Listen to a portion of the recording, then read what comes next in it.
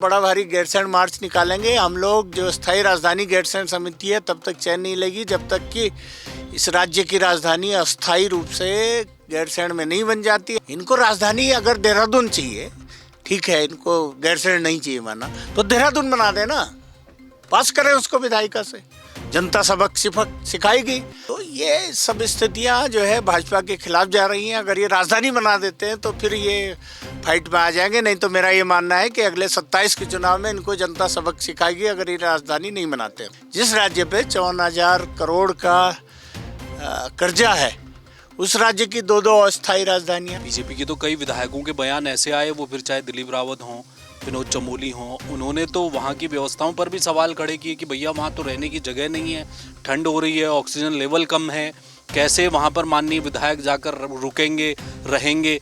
तो इन्होंने क्या किया इस प्रदेश के लिए 9 साल में? क्या इन्होंने हमारी भाषा जो गढ़वाली, कुमाऊनी, जौनसारी, उसको 8th शेड्यूल में लाए? ये नहीं लाए।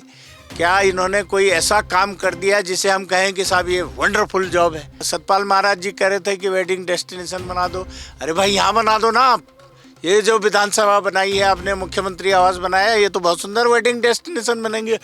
गैरसैंण में ये कहा जाता है कि अगर आप राजधानी वहाँ बना रहे हैं तो जो प्रशासनिक अमला है, जो अधिकारी हैं, कर्मचारी हैं, वो गैरसैंण नहीं चढ़ना चाहते। तो ये क्या पॉलिटिकल, ये जो अफसरशाही है, हम अक्सर सुनते हैं कि भैया ये अफसरशाही बेलगाम हो गई है, वो सुनती नहीं है नेताओं की, क्या ऐसी स्थिति है या वो लोग इच्छा रखते हैं?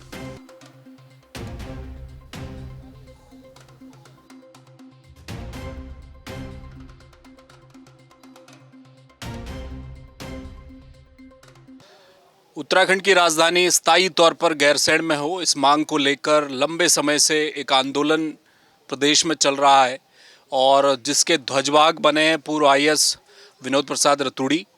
और इस वक्त जो धरना स्थल है देहरादून में, वहाँ उनका अनशन भी चल रहा है पिछले कई दिनों से। क्या सोच रहे हैं और ये मुहिम, ये लड़ाई क्या कारगर हो पाएगी? क्या सरकारें वो मांग मान पाएंगी जो चाहता तो हर उत्तराखंडी है, लेकिन जैसे ही विधानसभा में जीत कर कोई नेता जाता है उसके बाद आवाज़ खामोश हो जाती है। रतूड़ी जी, अब कैसे होगा? आप यहाँ बैठ गए हैं धरने पर, सदन अभी हुआ था, आप कह रहे थे कि वहाँ कुछ हो जाए, लेकिन कुछ किया नहीं गया। बजट सत्र तो किया वहाँ पर, अब यहाँ से आगे क्या देख रहे हैं? आपकी कुछ है इस मांग में दम है कि सरकारों को सुनना पड़ेगा? देखिए, नदी किनारे बैठे हैं, कभी तो लहर आएगी, मैं ऐसे कहूँगा इसको। आज हमारे सुशील केंद्र जी बैठे हुए हैं, 31 साल के हैं, ये हमारे क्रमिक अनशन पे बैठे हैं आज, और आज हमारा क्रमिक अनशन का 31वां दिन है। भारत का संविधान 26 जनवरी 1950 में जब लागू हुआ तो उसमें जो आर्टिकल 2, 3, 12 हैं, उसमें साफ साफ कहा गया कि किसी भी प्रदेश जब अलग होता है, कार्व आउट होता है एक प्रदेश से दूसरा प्रदेश, तो उसमें उसकी राजधानी होती है। अस्थायी राजधानी की कहीं बात नहीं होती। और दुखद ये है कि कौशिक समिति की रिपोर्ट 1994 की साफ साफ कहती है कि जो 59.64% लोगों ने ये कहा था उस समय, उन्होंने रेफरेंडम कराया था या उसे जनमत संग्रह भी कह सकते हैं, मतलब उन्होंने पूछा था लोगों से कि कहाँ राजधानी होनी चाहिए, तो उसमें सबने कहा था उस समय गैरसैंण होनी चाहिए राजधानी। लेकिन वो समिति की रिपोर्ट भारत सरकार को भेजी गई। भारत सरकार ने जो हमारा उत्तर प्रदेश पुनर्गठन अधिनियम 2000 लागू किया, उसमें कहीं भी स्थायी राजधानी राजधानी की बात ही नहीं थी। ये कहा गया बाद में नोटिफिकेशन से कि देहरादून जब तक राजधानी नहीं होती, विधायिका नहीं बनाती, तब तक जो है देहरादून अस्थायी राजधानी रहेगी। वो तो आयोग की रिपोर्ट डस्टबिन में डाल दी ना, फिर तो दीक्षित आयोग बना दिया। उसने कहा कि जी भूकंप आ जाएगा, वो भी तो बहुत सारे बिंदु जो दूसरी जो दीक्षित आयोग था वो तो तिवारी जी के टाइम बना। तिवारी जी ने पता नहीं क्यों ऐसा किया, जबकि वो वैसे भी मुझे लगता है कि राज्य के पक्षधर थे नहीं। अब तो खैर मृत हो गए, काम तो किया उन्होंने राज्य के लिए, लेकिन वो दीक्षित आयोग की 80 पेज की रिपोर्ट में, उसमें काम की 8 लाइन में नहीं है। अगर भूकंप की बात करते हैं आप, तो जो जोन 5 है वो कच्छ से शुरू हो जाता है और वो आगे चलता रहता है। वहाँ क्या, दिल्ली में भी जोन 4 है, तो दिल्ली में तो देश की राजधानी है। और जब हमारे आंदोलनकारियों की 42 शहादतों में के बाद राज्य बना और एक शहादत राजधानी के लिए हुई, तब भी आप उसको राजधानी नहीं बना रहे हैं। आपने 8 जून 2020 को उसको ग्रीष्मकालीन राजधानी, एक और अस्थायी राजधानी, जिस राज्य पे 54,000 करोड़ का कर्जा है, उस राज्य की दो अस्थायी राजधानियाँ। आपने 11वां सत्र वहाँ किया, अभी बजट सत्र, उसमें भी कुछ नहीं किया जैसे आप कह रहे थे। तो ये जो हमारा क्रमिक अनशन है, ये जल्दी ही आमरण अनशन में बदलने की हम सोच रहे हैं। और हो सकता है आमरण अनशन, अभी अब इस पे विचार चल रहा है कि हम इसे गैरसैंण में करें आमरण अनशन या यहीं करें, तो इस पे भी विचार चल रहा है। और जल्दी हम लोग आमरण अनशन में इसको बदलेंगे और फिर हम बड़ा भारी गैरसैंण मार्च निकालेंगे। हम लोग जो स्थायी राजधानी गैरसैंण समिति है, तब तक चैन नहीं लेगी जब तक कि इस राज्य की राजधानी अस्थायी रूप से गैरसैंण में नहीं बन जाती। हम इसके लिए हाईकोर्ट भी जा रहे हैं, हाईकोर्ट में भी केस करेंगे। भले वहाँ से बहुत फ़ायदा होने की उम्मीद नहीं है, लेकिन सरकार को ये बताना होगा कि वहाँ पे जो इंफ्रास्ट्रक्चर क्रिएट किया गया, पैसा खर्च किया गया, और यहाँ पे जो पैसा खर्च किया गया और असंवैधानिक रूप से पैसा खर्च किया गया देहरादून में, जो नदी नाले के किनारे जो विधानसभा बनी है, वो क्यों बनाई है और यहाँ पे कितना पैसा खर्च किया गया, ये भी हम पूछेंगे अब सरकार से, सूचना के अधिकार में मांगेंगे। और उसके बाद हम केस कर रहे हैं हाई कोर्ट में। तो हम इस स्थायी राजधानी बनाने के लिए प्रतिबद्ध हैं। और आप जैसे पत्रकार जो है जय भारत टीवी और भट्ट जी शायद हैं मेरे ख्याल से, तो आप जैसे लोग हमारा लगातार साथ दे रहे हैं यहाँ पे, और चतुर्थ स्तंभ का अगर साथ मिलता है तो मुझे लगता है कि राजधानी बनेगी। कोर्ट जाने की आप बात कर रहे हैं, पिछले दिनों शायद आपने भी सुना होगा, एक माननीय जज हैं, उनकी एक टिप्पणी बहुत वायरल हुई थी, लोगों ने अपने अपने कमेंट भी उसमें किए थे। उन्होंने उसी राजधानी के मसले को उठाया था और वो दर्द उठाया था जो उत्तराखंड के हर व्यक्ति का दर्द है। तो आप कह रहे हैं कि उम्मीद नहीं है, लेकिन वहाँ से तो कुछ ऐसी बातें निकल कर आई हैं कि अगर आप ठोस रूप से पैरवी करते हैं तो कोई स्थायी समाधान निकल सकता है। नहीं, एक पहले भी एक रिट हुई थी माननीय उच्चतम न्यायालय में, तो उसमें जो है उन्होंने एक तो ज़िले की भी बात कर दी थी, वहाँ प्रतापनगर ज़िले बनाने की बात, तो वो खारिज कर दी थी। तो लेकिन अब स्थिति अलग है, क्योंकि माननीय जस्टिस राकेश थपलियाल जी ने जो कहा कि 8,000 करोड़ वहाँ खर्च हो चुके हैं, और वो खुली कोर्ट से कहा उन्होंने, तो हमारा केस मजबूत भी हो सकता है। लेकिन क्योंकि सामान्यतः ये विधायिका का काम है, इनको राजधानी अगर देहरादून चाहिए, ठीक है, इनको गैरसैंण नहीं चाहिए माना, तो देहरादून बना देना, पास करें उसको विधायिका से, जनता सबक सिखाएगी। और जहाँ तक दो अन्य पार्टियों की बात है, यूकेडी वाले कह रहे हैं कि हम राजधानी गैरसैंण बनाएंगे, संकल्प पत्र या घोषणा पत्र में रखेंगे। कांग्रेस वाले कह रहे हैं कि हम राजधानी गैरसैंण बनाएंगे, उनके अध्यक्ष भी कह रहे हैं, उनके शीर्ष नेता भी कह रहे हैं स्टेट के। तो मुझे लगता है, और आम आदमी पार्टी या जो अन्य छोटी पार्टियां जो स्मॉल प्लेयर हैं स्टेट में, वो भी सब हमको यहाँ पे आके सपोर्ट दे रहे हैं। और भाजपा के लोग भी हमें सपोर्ट दे रहे हैं। भाजपा के लोग हमारे यहाँ कर्मिक अनशन पे भी बैठ रहे हैं, जो कि भाजपा की विचारधारा से प्रभावित है या उन्हीं को वोट करते हैं, वो भी हमारे साथ कर्मिक अनशन में बैठे हैं, आगे भी बैठेंगे। तो मुझे लगता है कि भाजपा की पीठ इस समय दीवार पे लगी है। अंकिता भंडारी का मामला हो चाहे, उसमें भी अभी भी सीबीआई जांच जो हो रही है, उसका क्या रिजल्ट आ रहा है कुछ पता है पब्लिक को नहीं चल रहा। इसी तरह जो है, जो पेपर लीक हुआ था उसमें सीबीआई जांच में क्या हुआ अभी तक हमें भी पता नहीं है। इस प्रदेश में सबसे ज़्यादा बेरोजगारी की दर है राष्ट्र में, एक सर्वे के अनुसार। तो ये सब स्थितियाँ जो है भाजपा के खिलाफ जा रही हैं। अगर ये राजधानी बना देते हैं तो फिर ये फाइट में आ जाएंगे। नहीं तो मेरा ये मानना है कि अगले 27 के चुनाव में इनको जनता सबक सिखाएगी अगर ये राजधानी नहीं बनाते हैं तो। आपने कहा कि बीजेपी के लोग भी आपको समर्थन दे रहे हैं, कोई बीजेपी का विधायक आया? क्योंकि बीजेपी के तो कई विधायकों के बयान ऐसे आए, वो फिर चाहे दिलीप रावत हों, विनोद चमोली हों, उन्होंने तो वहाँ की व्यवस्थाओं पर भी सवाल खड़े किए कि भैया वहाँ तो रहने की जगह नहीं है, ठंड हो रही है, ऑक्सीजन लेवल कम है, कैसे वहाँ पर माननीय विधायक जाकर रुकेंगे, रहेंगे? तो कौन है वो जो आपको समर्थन कर रहे हैं? अल्टीमेटली आपने कहा ना कि विधायिका का काम है, और वो विधायिका में जो नीति बनाने वाले लोग हैं वो चुनाव जीत कर जाने वाले विधायक हैं, वो तो बोल नहीं रहे। नहीं, अभी मैं पॉडकास्ट किसी का देख रहा था, हाँ अग्रवाल जी का शायद था, वो कह रहे थे कि साहब वो पार्टी लाइन क्या है भाई? पार्टी लाइन क्या है आपकी? क्या आप राजधानी नहीं चाहते? असंवैधानिक रूप से आप राज्य को चला रहे। राजधानी आत्मा होती है किसी भी प्रदेश की। शुरू में ही आप अमरावती का उदाहरण ले लीजिए, चंद्रबाबू नायडू ने उस शहर को, जो छोटा सा कस्बा था, कितना अच्छा बना दिया। वहाँ कितना इन्वेस्टमेंट आ गया। हमारे यहाँ गैरसैंण में या देहरादून में क्या इन्वेस्टमेंट आया? अगर देहरादून ही आपकी राजधानी तो आप बनाओ ना। तो जगह ही नहीं है। अब ये कहते हैं नहीं नहीं, यहाँ तो सारे कब्जे हो गए, अवैध कब्जे हो गए। आप गोल्डन फॉरेस्ट की ज़मीनें लो देहरादून में, ज़िले में। आप जो है नाले खाले हमारे लो, नगर निगम की ज़मीनें कब्जों में हैं। तो इसके लिए जिम्मेदार कौन है? हम भी जिम्मेदार हैं, जनता भी जिम्मेदार है। हम देख रहे हैं कि उन्हीं लोगों को जिताते हैं और वही लोग जो है गड़बड़ करते हैं।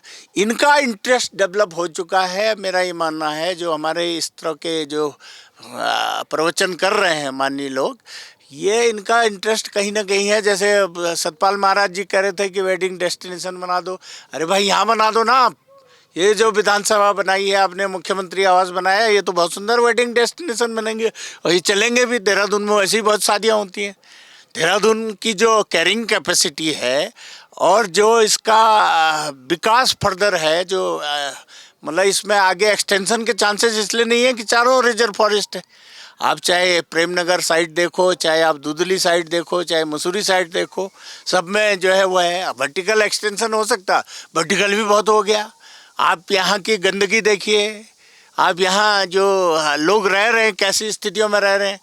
तो ये देहरादून शहर की तो पूरी हालत बिगड़ चुकी है और देहरादून के लोग भी चाहते हैं कि यहाँ से राजधानी अब जानी चाहिए, क्योंकि लॉ एंड ऑर्डर बिगड़ गया है। बाहर के लोगों के कारण, आने के कारण जो क्रिमिनल टाइप के लोग आ गए हैं, तो ये सब चीज़ें देखने वाली हैं। यूकेडी का जिक्र किया आपने, कहा कि कांग्रेस भी कह रही है, प्रदेश अध्यक्ष कांग्रेस के हैं गणेश गोदियाल, उन्होंने तो ये तक कह दिया कि भाई उनसे ये, हाँ मेरी शहादत होगी, उन्होंने बोल दिया अगर राजधानी नहीं बन पाएगी। तो इससे बड़ा बयान नहीं हो सकता। और मुझे लग रहा है पहली दफ़ा कांग्रेस की तरफ से उनका जो मैनिफेस्टो आएगा उसमें भी पहले नंबर पर यही आने वाला है। वो तैयारी कर चुके हैं। यूकेडी तो पहले से कहती रही है, हाँ पहले भी कहा था, वो आज भी कह रहे हैं, वो आज भी कहेंगे। जब मुद्दा राजधानी का है तो सर मैं आपसे ये जानना चाहता हूँ कि जनता, उस जगह की जनता, पिथौरागढ़ के आदमी को कंसर्न है कि हमारी राजधानी गैरसैंण हो जाए। चमोली का आदमी चाह रहा है हो जाए, वो बात अलग है। हरिद्वार चाह रहा है, उधम सिंह नगर चाह रहा है, अल्मोड़ा चाह रहा है। तो क्या वो लोग वोट कर रहे हैं इस मुद्दे पर? क्योंकि ये मुद्दा तो फिर चुनाव आते आते ख़त्म हो जाता है। नहीं, इस बार ये मुद्दा, शायद आप भी इससे सहमत होंगे कि इस बार ये मुद्दा 27 के चुनाव में बड़ा भारी मुद्दा है। और परिसीमन अगर होता है और जनगणना चल रही है, जनगणना स्टार्ट हो जाएगी अप्रैल में, तो उसके बाद ये और महत्वपूर्ण मुद्दा हो जाएगा। अगर इस समय नहीं बनती है राजधानी, अगर भाजपा नहीं बनाती, तो भाजपा का सुपड़ा साफ होना यहाँ से पक्का है।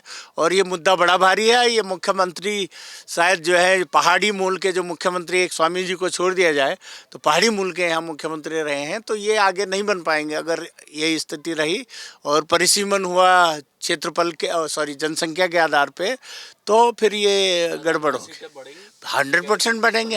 27 सीटें आप लोगों, आप ही के शायद चैनल में मैंने देखा था कि आप 25 से 27 सीटें बताते हैं। उसमें आपके चैनल में एक शायद आपने बोला भी था कि हाँ कम हो जाएंगे, कम हो जाएंगे। ये 33% के आरक्षण महिलाओं का अगर लागू हो जाता है, नहीं ये भी अभी ये देखिए, नहीं मुझे तो नहीं लगता, क्योंकि जनगणना अगर हो रही है तो ये नई जनगणना के अनुसार ही होगा, मुझे ऐसा लगता है।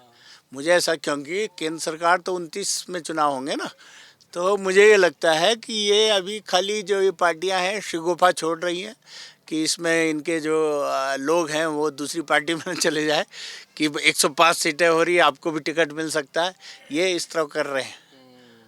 जहाँ तक हमारी बात है, हम टोटली नॉन पॉलिटिकल हैं, हमें पॉलिटिक्स से कोई लेना देना नहीं है। हमारा एक ही लक्ष्य, एक ही ध्येय है कि गैरसैंण को उत्तराखंड की स्थायी राजधानी बनाया जाए। ये जो आपने अभी, क्या मौजूदा जो सरकार है, वो तो खुलकर तो कोई भी नहीं कहता। अभी एक दिन मैंने बात की थी, अभी मंत्री बन गए हैं खजान दास, वो कह रहे थे मुझसे कि कोई गुरेज नहीं है उनको, राजधानी पूरी तरह देहरादून बना दो, हरिद्वार बना दो। पहाड़ के लिए नहीं बोल पा रहा कोई भी व्यक्ति, खुलकर नहीं बोल पा रहा है कि जी होनी चाहिए। जो सत्ता में मौजूद हैं अभी, जो भी विधायक हैं, वो नहीं बोल पा रहे। तो ये क्या बीजेपी की पार्टी, जैसे अभी आप कह रहे थे पार्टी लाइन है या मुख्यमंत्री तो बोल्ड स्टेप उठाने के लिए जाते हैं धामी, वो कई निर्णय उन्होंने लिए, भाई यूसीसी ले आए, तमाम मुद्दे उन्होंने उठाए हैं। ऐसा लगा कि एक तरफ भारत में क्यों नहीं लाए? गुजरात में ले आए ना, गुजरात में तो नहीं, गोवा में पहले से है, शायद गोवा में पहले से है। लेकिन नहीं नहीं, आप जो है, अगर आपका कॉन्स्टिट्यूशनल मैंडेट है ये, तो आप भारत में क्यों नहीं यूसीसी लागू करते हैं? कॉन्स्टिट्यूशन में बताया गया। नहीं नहीं, तैयारी नहीं कर रहे हैं साहब, ये सब पॉलिटिक्स के खेल है।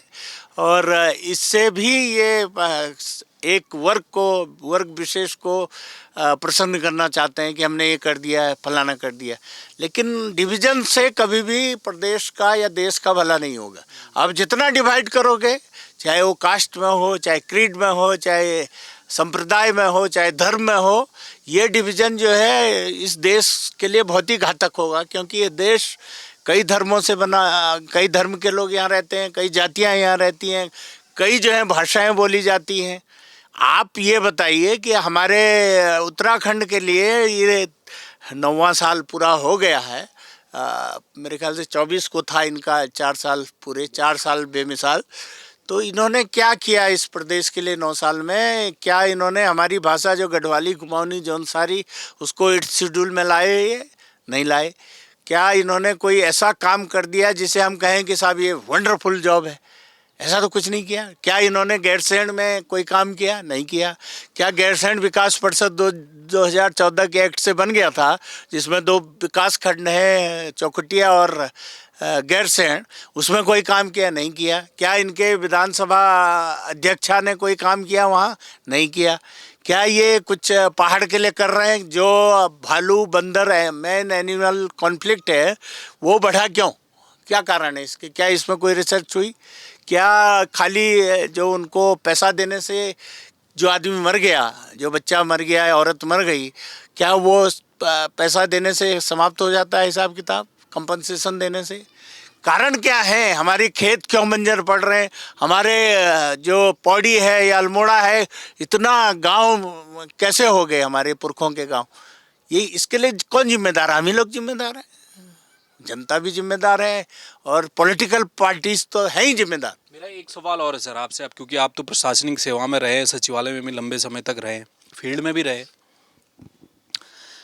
गैरसैंण में ये कहा जाता है कि अगर आप राजधानी वहाँ बना रहे हैं, तो जो प्रशासनिक अमला है, जो अधिकारी हैं, कर्मचारी हैं, वो गैरसैंण नहीं चढ़ना चाहते। तो ये क्या पॉलिटिकल, ये जो अफसरशाही है, हम अक्सर सुनते हैं कि भैया ये अफसरशाही बेलगाम हो गई है, वो सुनती नहीं है नेताओं की, क्या ऐसी स्थिति है या वो लोग इच्छा रखते हैं?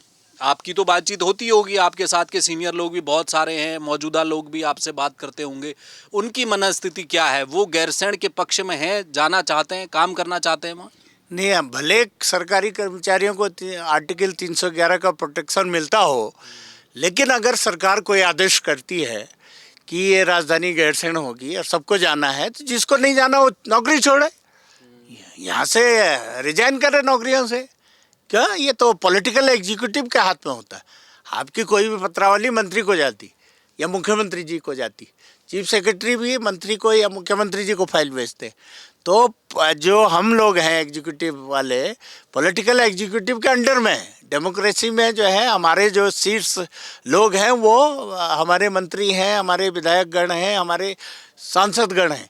तो ये इनका स्तर तो ऊपर है डेमोक्रेसी में, जनता से चुने हुए आते हैं। तो वो बताते होंगे मुख्यमंत्री को कि सर देखिए इतने बड़े काबिल अधिकारी बैठे, वो कहते होंगे धामी जी से, मुख्यमंत्री से कि सर देखिए आप गैरसैंण में राजधानी बना देंगे, विकास होगा, देखिए कितना बड़ा इलाका डेवलप हो जाएगा, कुछ तो बताते हो? नहीं कहते हैं वो, बिल्कुल नहीं कहते हैं। क्यों नहीं कहेंगे? वो क्यों कहेंगे? उनके बच्चे यहाँ पढ़ रहे हैं, उन्होंने मकान बना दिए यहाँ, भाई आप अपने मकानों में रहो। वो नहीं कहते हैं। अगर वो कहते होते, मुझे नहीं लगता वो कहते हैं। जैसे मैं तो कहता था, मैं तो कई बार कहा जब मीटिंग में भी कुछ बार कहा इस तरह की बातें। और जब सूचना के तिवारी जी को बोला आपने? तिवारी जी को नहीं बोला, तिवारी जी को तो नहीं बोला, वो तो मेरे तो हो गए बेचारे। तिवारी जी को तो हम, क्योंकि उस समय तो मैं फील्ड में ही था, एडीएम बिजी होते थे, तो उस समय तो बोल नहीं पाते थे। मुख्यमंत्री जी को बोला? खंडूड़ी जी ने भी मुझे ज़्यादा समय दिया ही नहीं कभी। अच्छा। इनको मैंने कौन से मुख्यमंत्री को कहा आपने कि राजधानी होनी चाहिए सर, बहुत जरूरी है? नहीं, राजधानी के लिए मैंने सूचना के अधिकार में सूचना मांगी एज सचिव रहते हुए, और मुझे लगता है कि त्रिवेंद्र रावत उसमें थोड़ा पॉजिटिव थे। हाँ, मुझे ऐसा लगा। और ये धामी जी का मुझे समझ नहीं आया क्या है मामला। ग्रीष्मकालीन राजधानी भी त्रिवेंद्र सिंह रावत ने, उन्होंने ही उनके टाइम बनी है, भले को भी कॉन्स्टिट्यूशनल है नहीं, और स्थायी राजधानी का कोई मतलब ही नहीं है। स्थायी राजधानी है कहाँ आपकी? हम तो वही कोर्ट में यही तो बात पूछेंगे इनसे कि आर्टिकल 2, 3 और 12 के तहत आपकी राजधानी है कहाँ? आज जनता को बताया ना ये राजधानी है। गैरसैंण है, भराड़ीसैंण। इन्होंने जो 2020 का किया है नोटिफिकेशन, उसमें भराड़ीसैंण और ब्रैकेट में गैरसैंण लिखा है। तो अब आप कह रहे हैं कि आप आमरण अनशन की तरफ भी जा सकते हैं अगर ऐसा? बिल्कुल जा सकते हैं, हमारे लोग तैयार हैं, कई लोग तैयार हैं, 4-5 लोग जो कह रहे हैं हम आमरण अनशन करेंगे अगर ये राजधानी नहीं बनाते। और बाद में हम गैरसैंण मार्च बड़ा भारी करने वाले हैं यहाँ, और स्टेट से भी लोग आएंगे हमारे और गैरसैंण को मार्च करेंगे। अभी हम ये डिसाइड कर रहे हैं कि गैरसैंण में आमरण अनशन करें या यहीं करें, ये हमको डिसाइड करना है अभी। आप तो पहले से नामी प्रशासनिक अधिकारी रहे हैं, बोलते भी बेबाक हैं। किसी पार्टी ने आप पर कहा कि साहब 27 में चुनाव भी आने वाले हैं, विधानसभा नहीं, मैं इसलिए कह रहा हूँ क्योंकि देखिए सारी जो नदियाँ गंगा है ना, उनका अंतिम तो वही है कि विधानसभा के भीतर जाकर ही आप चीज़ों को बदल सकते हैं। आप उस लाइन में सोच रहे हैं, चुनाव लड़ेंगे, राजनीति करेंगे? बिल्कुल नहीं, राजनीति मेरे क्या not my cup of T. मेरे को, मैं साफ साफ बोलता हूँ, विभाग बोलता हूँ, राजनीति में ऐसे लोग तो सक्सेस हो ही नहीं सकते हैं। एक तो ये बात है, दूसरा मुझे किसी पार्टी ना कहेगी ना कहेंगे, कोई भी नहीं कहेगा, कोई भी नहीं कहेगा, क्योंकि वो जानते हैं कि ये हो सकता है उसी बात को कह दे कि ये ऐसा कह रहा था, इसलिए क्योंकि मैं बोल देता हूँ, अंदर नहीं रखता। और राजनीति ऐसे लोगों के बस की नहीं होती, मेरा ये मानना है। कोई कहे कि नहीं, कहीं से कोई विचार नहीं, कहीं से कोई विचार नहीं। रतूड़ी जी देखिए, आप केवल राजधानी बना दें, उसके बाद हम जो स्थायी राजधानी है उसके लिए काम करेंगे, वहाँ पे जनता के लिए काम करेंगे, वो अलग बात है। एज मतलब वहाँ के रहने वाले हैं चमोली के, तो इसलिए काम करेंगे उसके लिए। बहुत शुक्रिया सर, धन्यवाद। तो ये थे विनोद प्रसाद रतूड़ी। देखिए उन्होंने बेबाक तरीके से अपनी बात सामने रखी है, और ये मांग कोई आज की नहीं है। जब अलग उत्तराखंड राज्य की मांग चल रही थी, तभी से लोगों ने सपना सजा लिया था कि राजधानी तो गैरसैंण ही होगी। और जो राजनीतिक दल भी राजनीति करते रहे, वो गाए बगाए कहते रहे, किसी ने खुलकर कहा, किसी ने छुपकर कहा, किसी ने केवल इशारों में जताया, कोई पर्दे के पीछे बाहर कुछ कहता रहा, पर्दे के पीछे कुछ और करता रहा। राजनीतिक दल यही करते रहे। लेकिन इस बार कांग्रेस कह रही है खुलकर, ठोक पीट कर गणेश गोदियाल कह रहे हैं कि राजधानी हम बनाएंगे गैरसैंण में। यूकेडी का तो मुद्दा ही रहा है। तो जनता जो वोट करने निकलेगी 2027 में, क्या वो ये सोच रही है कि गैरसैंण में राजधानी आ जाएगी और उससे फिर विकास की गंगा बहने लगेगी उत्तराखंड में, और उसे देखकर क्या वोट करने जनता निकलेगी? तो किस राजनीतिक दल को जो ये मुद्दा लेकर चल रहा है उसे अपना सिरमौर बनाएगी या नहीं, ये बड़ा सवाल है। लेकिन विनोद प्रसाद रतूड़ी जैसे पूर्व प्रशासनिक अधिकारी, IAS अधिकारी, वो कह रहे हैं कि हम विशुद्ध तौर पर लड़ाई लड़ रहे हैं गैरसैंण की, और लड़ते रहेंगे। जिस दिन आप राजधानी बना देंगे उस दिन गैरसैंण के लिए काम करेंगे। कैमरामैन मयूर उपाध्याय के साथ हेम भट्ट, जय भारत टीवी। आप देख रहे हैं जय भारत टीवी।